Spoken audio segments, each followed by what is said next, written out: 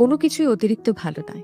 যেমন আপনি অতিরিক্ত ভালোবাসলে সহজেই দুঃখ পাবেন, অতিরিক্ত গুরুত্ব দিলে গ্যারান্টিড হেলাফেলা পাবেন, অতিরিক্ত বিশ্বাসে বিশ্বাসঘাতকতায় জুটবে কপালে, অতিরিক্ত সহজলভ্য হলে সর্বদা মূল্যহীন হবেন, আর অতিরিক্ত ভালো হলে সবার কাছে ব্যবহৃত হবেন।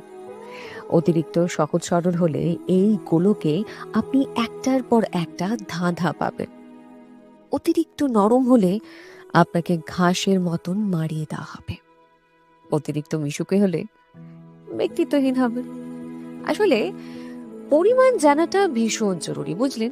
কখন, কোথায়, কার কাছে এবং কতটা, এই বিষয়গুলো বুঝতে হবে।